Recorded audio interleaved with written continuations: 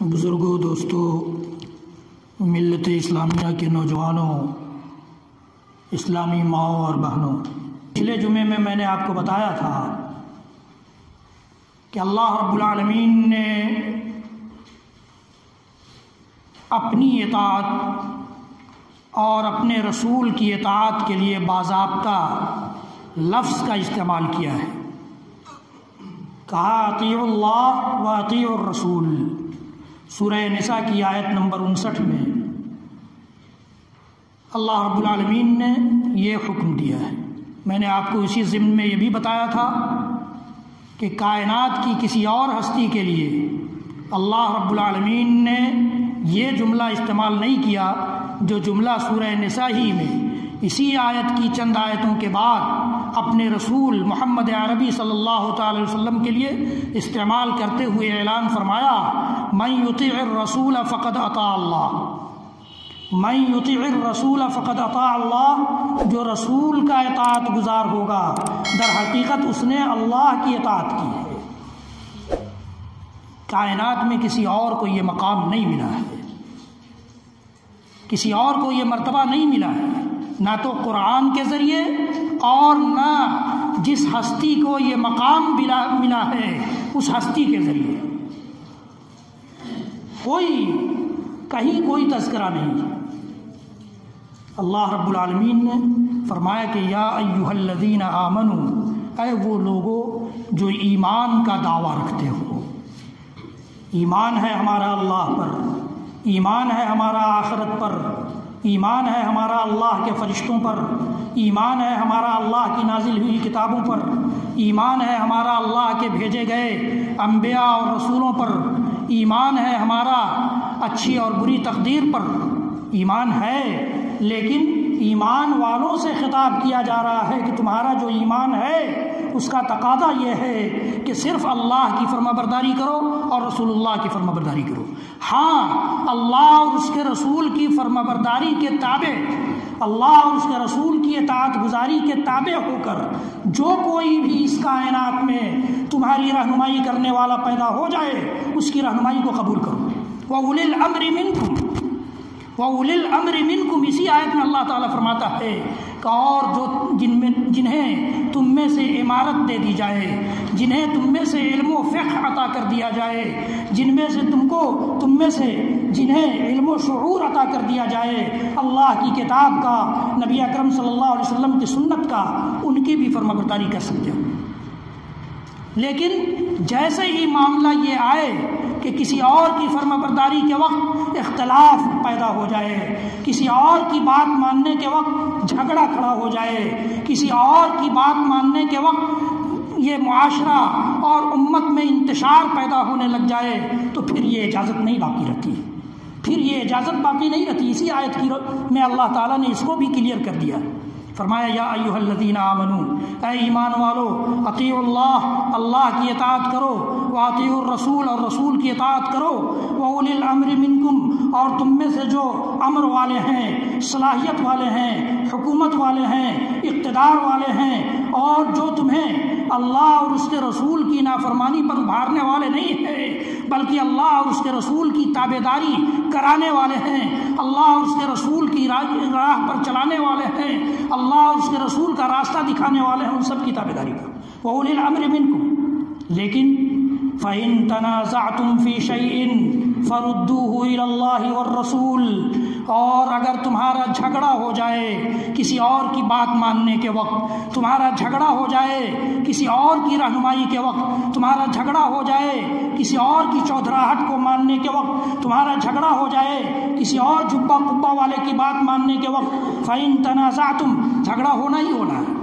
اللہ کے نبی صلی اللہ تعالیٰ علیہ وسلم کی روح جیسے ہی پرواز ہوئی اسی وقت سے جھگڑا شروع ہو گیا، بلکہ اللہ کے نبی صلی اللہ علیہ وسلم کے دور میں بھی جھگڑے ہوئے، صحابہ کرام کے درمیان اختلافات ہوئے، لیکن جیسے ہی اس کائنات کے امام کا کوئی فیصلہ آیا سارے جھگڑے کافور ہو گئے، سارے جھگڑے ختم ہو گئے۔ اور اللہ کے نبی صلی اللہ علیہ وسلم کی وفات کے بعد بھی یہی ہوا۔ اللہ کے نبی صلی اللہ علیہ وسلم کی وفات کے بعد بھی صحابہ کرام میں جو اختلافات پیدا ہوئے، تابعین میں جو اختلافات برپا ہوئے، تبع تابعین میں جو اختلافات نمودار ہوئے، اور اسی طرح سے سلف صالحین کے درمیان کسی قسم کا کوئی اختلاف ہوا تو انہوں نے اپنے سارے اختلافات کو اللہ کے قرآن اور نبی کے فرمان کی روشنی میں دور کیے۔ یہ نہیں کہ وہ اسی پر باقی رہے یا حق دھرم بنے رہے، نہیں، بلکہ انہوں نے اللہ اور اس کے رسول کے فیصلوں کی روشنی میں، اللہ اور اس کے رسول کی باتوں کی روشنی میں، اللہ اور اس کے رسول کی رہنمائیوں کی روشنی میں اپنے جھگڑوں کو، اپنے اختلافات کو ختم کیا۔ فَإِن تَنَازَعْتُمْ فِي شَيْءٍ فَرُدُّوهُ إِلَى اللَّهِ وَالرَّسُولِ۔ ہم بھی جب ایک ساتھ رہتے ہیں اور اللہ رب العالمین جس نے قرآن نازل کیا ہے وہ ہماری فطرت سے آگاہ ہے، وہ ہماری تعداد جو آئندہ چل کر بڑھنے والی تھی، ساری کائنات میں اسلام کا جو بول بالا ہونے والا تھا، اسلام کے کلمے کو ماننے والوں کی تعداد میں جو اضافہ ہونا تھا، اس کا علم رب العالمین کو تھا۔ چنانچہ رب العالمین نے فرمایا کہ جھگڑا تمہارا ہوگا، لیکن جھگڑوں پر برقرار نہیں رہنا ہے، جھگڑوں کی وجہ سے کسی سے حسد، کینہ، کپٹ اور کسی بھی قسم کی یہ دشمنی مول نہیں لینا ہے، بلکہ اس کو دور کرنے کی کوشش کرنا۔ اور وہ دور کیسے ہو؟ فَإِن تَنَازَعْتُمْ فِي شَيْءٍ فَرُدُّوهُ إِلَى اللَّهِ وَالرَّسُولِ۔ اسے لوٹاؤ اللہ کی طرف، اسے لوٹاؤ رسول اللہ کی طرف۔ ظاہر ہے کہ اللہ کی طرف ہم لوٹ کر نہیں جا سکتے، یا اپنے مسئلے کو اللہ کے سامنے پیش نہیں کر سکتے، یا رسول اکرم صلی اللہ علیہ وسلم جب اس دنیا میں نہیں رہے تو آپ کے پاس بھی ہم اپنا مقدمہ لے کر نہیں جا سکتے۔ اللہ تعالیٰ کو اس کا بھی علم تھا۔ اس سے صاف اندازہ ہوتا ہے کہ اللہ کی طرف کسی مسئلے کو لوٹانے کا مطلب یہ ہے کہ اللہ نے جو ہدایت کی کتاب، جو رہنمائی کی کتاب، جو روشنی والی کتاب، جو نسخہ کیمیا قرآن پاک کی روشنی میں نازل کر دیا ہے، جس کے سلسلے میں اس نے یہ اعلان کیا تھا ان ھذا القرآن یہدی للتی ہی اقوم، یقیناً یہ قرآن وہ کتاب ہے جو ایسی راہ کی طرف رہنمائی کرتی ہے جو بالکل سیدھی راہ ہے، جو بالکل سیدھا راستہ ہے، جس میں کسی بھی قسم کی کجی نہیں ہے۔ الحمدللہ الذی انزل علی عبدہ الکتاب ولم یجعل لہ عوجا۔ اللہ کی ذات کے لیے ساری تعریفیں ہیں جس نے اپنے بندے محمد الرسول اللہ صلی اللہ تعالیٰ علیہ وآلہ وسلم پر ایسی کتاب نازل فرمائی جس میں کوئی کجی نہیں ہے، جس میں کوئی پیچیدگی نہیں ہے، جس میں کوئی ٹیڑھاپن نہیں ہے کہ اس کے لیے 10 علوم کی ضرورت پڑے سمجھنے کے لیے، یا 20 علوم کی ضرورت پڑے سمجھنے کے لیے، یا صرف مدرسے میں چٹائی پر بیٹھنے والے، اپنے کپڑوں کو گھسنے والے یہ صرف اس کتاب کو سمجھ سکیں، ایسا نہیں ہے۔ اللہ تعالیٰ نے یہ اعلان کیا ہے وَلَقَدْ يَسَّرْنَا الْقُرْآنَ لِلذِّكْرِ فَهَلْ مِن مُدَّكِرٍ۔ اور اگر ایسی ہی بات ہوتی تو دنیا کی ساری زبانوں میں قرآن پاک کا ترجمہ کرنا بے سود ہوتا، قرآن پاک کا ترجمہ کرنا بے فائدہ ہوتا، لیکن ترجمہ اسی لیے کیا گیا تاکہ جو جس زبان کا جاننے والا ہے، جو جس زبان میں قرآن کو سمجھنے کی کوشش کر سکتا ہے وہ کرے۔ ہم نے قرآن کو آسان نازل کیا ہے۔ وَلَقَدْ يَسَّرْنَا الْقُرْآنَ لِلذِّكْرِ، ذکر کے لیے ہم نے اس کو نازل کیا ہے۔ اور ذکر کا مطلب صرف پڑھنا نہیں ہے، ذکر کا مطلب ہے نصیحت بھی، اس سے نصیحت بھی پکڑی جائے، اس سے راستہ بھی تلاش کیا جائے، اس کی روشنی میں ہم آگے بڑھنے کی کوشش بھی کریں۔ للذکر فہل من مدکر، تو ہے کوئی اس کتاب کے ذریعے نصیحت حاصل کرنے والا؟ اللہ تعالیٰ نے جھجھوڑا نہیں، اور ایک آیت میں نہیں، اس طرح کی بے شمار آیتیں۔ افلا یتدبرون القرآن ام علی قلوب اقفالها، کیا لوگوں کے دلوں پر تالے پڑ گئے ہیں کہ یہ قرآن پر غور و فکر کرنے کی کوشش نہیں کرتے؟ اللہ رب العالمین نے اسی قرآن کی طرف رجوع کرنے کا، اسی قرآن کی طرف اپنے اختلافی مسائل کو لوٹانے کا حکم دیا ہے۔ فردوہ، لوٹاؤ اس مسئلے کو جس میں تمہارا جھگڑا ہوا ہے۔ فردوہ الی اللہ، اللہ کی جانب لوٹاؤ، رسول اللہ کی جانب، رسول اکرم صلی اللہ تعالیٰ علیہ وآلہ وسلم کی جانب۔ کسی مسئلے کو لوٹانے کا مطلب یہ ہے کہ آپ کی صحیح احادیث، جن کے لیے محدثین نے اپنے خون پسینہ بہائے، محدثین نے اپنی رات کو رات نہیں جانا، دن کو دن نہیں جانا، اپنی صحت و تندرستی کا خیال کیے بغیر، اپنے مال و دولت کا خیال کیے بغیر بڑی قد و کاوش کے ساتھ، بڑی محنت و مشقت کے ساتھ. میں نے شاید وہ واقعہ آپ کو بتایا تھا کہ ایک صحابی مدینہ سے اٹھتا ہے اور مصر جاتا ہے، اور ایک صحابی کا دروازہ کھٹکھٹاتا ہے اور کہتا ہے کہ میں نے سنا ہے کہ آپ نے یہ حدیث جو اس معنی کی حدیث ہے نبی اکرم صلی اللہ تعالیٰ علیہ وسلم سے سنی ہے، مجھے یہی وجہ، یہی سبب یہاں تک لے کر آئی ہے، مجھے آپ وہ حدیث سنا دیجئے. اور وہ حدیث سنتے ہیں اور پھر مصر سے مدینہ چلے جاتے ہیں. یہ محنت و مشقت نہیں تو کیا ہے؟ یہ قد و کاوش نہیں تو کیا ہے؟ یہ نبی اکرم صلی اللہ علیہ وسلم کے مشن کو آگے بڑھانے کی فکر نہیں تو کیا ہے؟ یہ نبی اکرم صلی اللہ علیہ وسلم کی احادیث کو محفوظ کرنے کا قدم نہیں تو اور کیا ہے؟ کہ ہم آج کی تاریخ میں 1400-1500 سال پیدا ہونے کے بعد، 1500 سال کے بعد پیدا ہونے کے باوجود یہ کہہ دیتے ہیں کہ حدیث بھی تو بہت دن کے بعد لکھی گئی ہے. کیا صحابہ نے احادیث کو جمع نہیں کیا تھا؟ کیا تابعین نے اس کے لیے قد و کاوش نہیں کی تھی؟ کیا تبع تابعین نے اس کے لیے محنت و مشقت نہیں کی تھی؟ کیا تبع تابعین کے شاگردوں نے اس کے لیے مشقت نہیں کی تھی؟ بعد میں آنے والے محدثین نے اس کے لیے محنت اور جد و جہد نہیں کی تھی؟ حضرت امام بخاری رحمۃ اللہ علیہ نے 16 سال میں اپنی کتاب کو جمع کیا تھا، اور ہر کتاب کو اپنی کتاب، ہر حدیث کو اپنی کتاب میں درج کرنے سے پہلے باضابطہ وہ 2 رکعت نماز پڑھتے تھے، استخارہ کرتے تھے، اس کے صحت کے یقین ہونے کے بعد اپنی کتاب میں حدیث کو درج کرتے تھے. کیا ہمارے اور آپ کے بس کی بات ہے کہ ہم اور آپ اتنے محدثین کے ان ساری خدمات پر پانی بہا دیں ایک جملہ بول کر کے اپنی زبان کے ذریعے؟ نہیں. ان محدثین کے لیے اللہ کی رحمت، اللہ کی مغفرت اور اللہ سے بہترین بدلے کی دعا کرنی چاہیے. یہ امت پر ان کا قرض ہے، امت پر ان کا قرض ہے جو ہم کبھی نہیں ادا کر سکتے سوائے دعا کے. رحمہم اللہ رحمتا واسعہ وغفر لہم مغفرتا من عندہ. یہ صحابہ کرام، تابعین اعظام، تبع تابعین، جمعے کا خطبہ اس بات کی اجازت نہیں دیتا، ورنہ صرف امام بخاری رحمۃ اللہ علیہ کی سیرت پر اگر چند واقعات ان کے حدیث کے جمع کرنے کے بیان کیے جائیں تو کئی خطبے لگ جائیں، اور انشاءاللہ کبھی ایسا موقع آئے گا تو وہ بھی بیان کیا جائے گا. میں یہ عرض کر رہا تھا کہ اللہ کے نبی صلی اللہ علیہ وسلم کی احادیث کے سامنے اپنے مسئلے کو رکھیں گے اور اس سے حل کریں گے. آپ کو پتہ ہے اللہ کے نبی صلی اللہ علیہ وسلم کا انتقال ہوتا ہے، اور حضرت عمر بن خطاب رضی اللہ تعالیٰ عنہ جیسے صحابی رسول تلوار لے کر نکل پڑتے ہیں اور کہتے ہیں کہ خبردار، کسی نے یہ کہا کہ محمد صلی اللہ علیہ وسلم مر گئے ہیں تو اس کی گردن اڑا دوں گا. یعنی حضرت عمر بن خطاب رضی اللہ تعالیٰ عنہ اکیلے نہیں تھے اس موقف میں، اس پوائنٹ آف ویو میں، اس نظریے میں، اس خیال میں. ان کے ساتھ اور بھی صحابہ کی ایک جماعت تھی. حضرت ابوبکر رضی اللہ تعالیٰ عنہ جو اپنے محلے میں عوالی مدینے کے اونچے والے علاقے میں رہتے تھے، ان کا گھر تھا.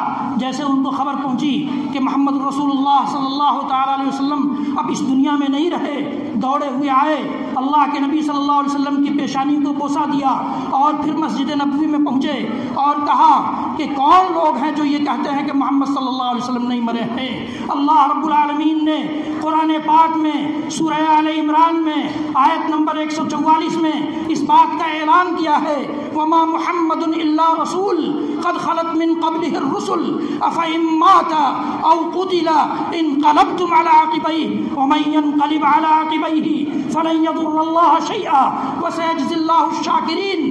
محمد صلی اللہ علیہ وسلم ایک رسول تھے اور آپ سے پہلے بے شمار رسول گزر چکے ہیں. قد خلت من قبلہ الرسل. آپ دیکھیے عیسیٰ آئے چلے گئے، موسیٰ آئے چلے گئے، اور ان کے علاوہ حضرت ابراہیم بھی دنیا میں موجود نہیں ہے، حضرت نوح بھی دنیا میں موجود نہیں ہے، دیگر انبیاء اور رسل اس کائنات میں آئے اور چلے گئے. تو محمد صلی اللہ علیہ وسلم بھی ایک رسول تھے، وہ بھی چلے گئے. وما محمد الا رسول قد خلت من قبلہ الرسل افإن مات. تو کیا اگر نبی مر جائیں او قتل یا قتل کر دیے جائیں، انقلبتم علی عقبیہ، تو تم ایڑیوں کے بل اسلام سے پھر جاؤ گے؟ جو پھر جائے گا اپنے ایڑیوں کے بل وہ اللہ کا کچھ نہیں بگاڑ سکے گا. اللہ کا کوئی نقصان نہیں پہنچائے گا۔ یہ آیت پڑھی اور پھر حضرت ابو بکر صدیق رضی اللہ تعالیٰ عنہ نے ایک تاریخی جملہ وہاں کوٹ کیا مسجد نبوی کے ممبر سے، جو ممبر اللہ کے نبی صلی اللہ علیہ وسلم کے مرض الموت میں ہی ابو بکر کے حوالے ہو گیا تھا۔ ابو بکر نے اسی ممبر سے یہ خطاب کیا کہ من کان یعبد محمدا فإن محمدا قد مات ومن کان یعبد اللہ فإن اللہ حی لا يموت۔ جو لوگ محمد کی پوجا کرتے تھے، جو لوگ محمد کی عبادت کرتے تھے، جو محمد کی پرستش کرتے تھے، وہ جان جائیں کہ محمد مر چکے ہیں، اور جو اللہ کی عبادت کرتے تھے وہ اپنے علم میں اس بات کو لے آئیں کہ اللہ ہمیشہ زندہ رہے گا، کبھی نہیں مرتا۔ یہ خطبہ ابو بکر کا ہونا تھا کہ حضرت عمر بھی پھر گئے۔ حضرت عمر کے علاوہ ان کے موقف کے تائید میں جو صحابہ تھے سب نے رجوع کر لیا اور کہا کہ نہیں، ایسا لگتا ہے کہ اس آیت پر ہمارا ذہن نہیں کام کر رہا تھا، یا اس آیت کو کبھی ہم نے سنا ہی نہیں تھا۔ یہ حضرت عمر کا بیان ہے، حضرت عمر کا بیان، حضرت انس کا بیان ہے جو اللہ کے نبی صلی اللہ علیہ وسلم کی خدمت میں رہتے تھے۔ کہ ایسا لگا ابو بکر رضی اللہ تعالیٰ عنہ نے سورہ آل عمران کی اس آیت کریمہ کی تلاوت کی تو ایسا لگا کہ یہ آیت ہم نے کبھی پہلے پڑھی ہی نہیں، اور اپنے موقف سے رجوع کر لیا۔ آج 1400 سال کے بعد ہم میں سے کچھ لوگ ایسے ہیں کہ نہیں جو کہتے ہیں کہ محمد صلی اللہ علیہ وسلم زندہ ہے۔ اس وقت بھی اختلاف ہوا تھا قرآن کی اسی آیت میں، جو آج بھی ہے قرآن میں آج بھی ہے۔ سورہ آل عمران جو تیسری سورت ہے قرآن پاک کی، اس کی آیت نمبر 144 جا کر پڑھیے۔ آج بھی یہ آیت یہی عقیدہ سکھلا رہی ہے جو ابو بکر کے ذریعے حضرت عمر کو سکھلا رہی تھی، اور حضرت عمر کے علاوہ دیگر صحابہ کو سکھلا رہی تھی، لیکن پھر بھی ہم وہی عقیدہ، ہمارے ممبر و محراب سے، ہمارے اسٹیجوں سے اسی بات کا اعلان ہوتا۔ اللہ کے نبی صلی اللہ علیہ وسلم کی وفات کے بعد ایک سیاسی اختلاف بھی ہوا تھا۔ آج سیاست والے لوگ کہتے ہیں کہ سیاست میں سب جائز ہے، راجنیتی میں سب جائز ہے، پولیٹکس میں سب جائز ہے۔ اللہ کے رسول صلی اللہ علیہ وسلم کی وفات کے بعد ایک مسئلہ یہ بھی آیا کہ مسلمانوں کا امیر کون بنے، مسلمانوں کا خلیفہ کون بنے۔ چنانچہ انصار کے لوگ سقیفہ بنی ساعدہ میں جا کر جمع ہو گئے اور وہ اپنا امیر چننے کے لیے تیار ہو گئے۔ حضرت عمر کو یہ بھنک ملی، حضرت عمر رضی اللہ تعالیٰ عنہ نے ابو بکر کو بلایا اور ابو بکر کو سمجھایا، اور اس کے بعد دونوں وہاں سے گئے سقیفہ بنی ساعدہ میں انصار صحابہ کے پاس، اور جا کر ان سے کہا کہ دیکھو تم لوگ امیر چن لو، ہمیں کوئی اختلاف نہیں ہے، لیکن یہ جان لو کہ ہم سب کے امام، اس کائنات کے امام، رحمت للعالمین، شفیع المذنبین، ہم سب کے پیشوا اور رہنما، جو اب اس دنیا میں تو نہیں ہیں، لیکن ان کا ایک جملہ ہے جو انہوں نے کہا تھا، الائمۃ من قریش، الائمۃ من قریش، خلیفہ اور امام اور حاکم وقت، امیر المومنین، خلیفۃ المسلمین، یہ قریش کے قبیلے سے ہوگا۔ یہ حدیث سننا تھا کہ سیاسی اختلاف بھی ختم ہو گیا اور سارے لوگوں نے ابو بکر رضی اللہ تعالیٰ عنہ کے ہاتھ پر بیعت کر لی۔ تو یہ اختلاف ہو سکتا ہے، بہت سارے مسائل میں صحابہ کے درمیان بھی اختلاف ہوا۔ میں آئندہ انشاءاللہ خطبے میں اس بات کو واضح کروں گا کہ کہاں کہاں کیسے کیسے اختلاف ہوا، کس قدر بڑا بڑا اختلاف ہوا، لیکن اللہ کے رسول صلی اللہ علیہ وسلم کی کسی ایک حدیث کے آ جانے کے بعد یا قرآن پاک کی ایک آیت کے کوٹ کر دیے جانے کے بعد وہ اختلافات ختم ہوئے۔ ہماری امت، ہماری قوم آج کیوں سمجھنے کے لیے تیار نہیں؟ کیا حالات اس بات کی اجازت نہیں دیتے کہ ہم اپنے رب اور اپنے رسول کی طرف رجوع کریں؟ کیا حالات ہم سے اس بات کے تقاضا نہیں کرتے کہ ہم اپنے رب کو راضی کرنے کی فکر کریں اور اپنے رسول کا راستہ اختیار کرنے کی فکر کریں؟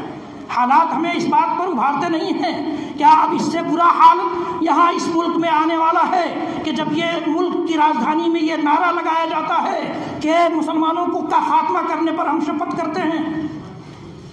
کیا اس سے بھی برا حال آنے والا ہے کہ ہم قانون کو بدلنا چاہتے ہیں؟ کیا اس سے بھی برا حال اس ملک میں آنے والا ہے کہ اس بات کی شپث لی جاتی ہے اس ملک کی راجدھانی میں کہ اس قانون کو ختم کر کے اور یہاں ہندو راشٹر بنایا جائے؟ اس سے بھی برا حال آئے گا۔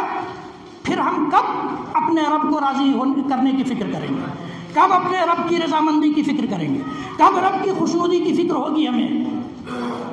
اس لیے ضرورت اس بات کی ہے کہ قرآن پاک اور نبی اکرم صلی اللہ علیہ وسلم کے فرمان، ان دونوں کی روشنی میں اپنی زندگی کے لیے روشنی ڈھونڈی جائے، اپنی زندگی کے لیے رہنمائی ڈھونڈی جائے، ختم کیے جائیں اختلافات کو، ختم کیے جائیں معاشرتی اختلاف کو، ختم کیے جائیں اعتقادی اختلافات کو، ختم کیے جائیں عملی اختلافات، ختم کیے جائیں اخلاقیات کی برائیوں کو، سماجی برائیوں کو، اور رجوع کریں اپنے رب کی طرف، اپنے رب کے قرآن کی جانب، رجوع کریں رسول اکرم صلی اللہ علیہ وسلم کے فرمان کی جانب۔ اللہ رب العالمین ہم سب کو کہنے سننے سے زیادہ عمل کی توفیق بخشے۔ اقول قولی ھذا واستغفر اللہ لی ولکم ولسائر المسلمین والمسلمات من کل ذنب وخطیئہ فاستغفروہ وتوبوا الیہ ان ربی کان للأوابین غفورا۔